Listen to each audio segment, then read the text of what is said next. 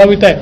मुळामध्ये 8 तारखेपर्यंत सातत्याने आपल्याला हे सगळे अलर्ट्स आहेत। आता विशेषतः आपण जर बघितलं तर गेल्या 4-5 दिवसांमध्ये पालघर जिल्हा हा अतिशय वर्स्ट अफेक्टेड अशा प्रकारचा जिल्हा आहे।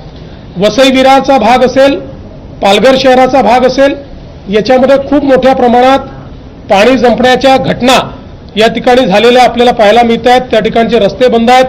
विशेषतः रेल्वे ज्या आहेत, या रेल्वे आपल्याला ज्या गुजरातमध्ये येणाऱ्या रेल्वे आहेत त्या आधीच मध्ये रस्त्यात थांबलेल्या आहेत। तिथल्या लोकांना रेल्वेतनं काढून रोडच्या माध्यमातून आणण्याचा प्रयत्न चाललेला आहे।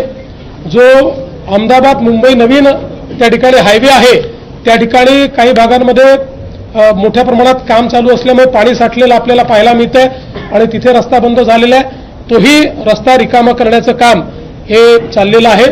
पालघर जिल्ह्यामध्ये 4:30 वाजता त्या ठिकाणी पुन्हा भरती आहे। पाऊस आता थांबलाय पण पुन्हा तो पाऊस सुरू होणार आहे। त्यामुळे हा जो भरतीचा इव्हेंट आहे हा देखील आपल्याला अतिशय त्याच्यावर नजर ठेवावी लागेल, कारण त्यामुळे पुन्हा पाणी साठण्याच्या घटना या त्या भागामध्ये मोठ्या प्रमाणात होताना दिसू शकतील। रायगडमध्ये खूप मोठ्या प्रमाणात पाऊस आहे। रायगडच्या सगळ्या आपल्या पश्चिमी घाटाच्या भागामध्ये मोठ्या प्रमाणात पाऊस आहे। आपल्याला कल्पना आहे की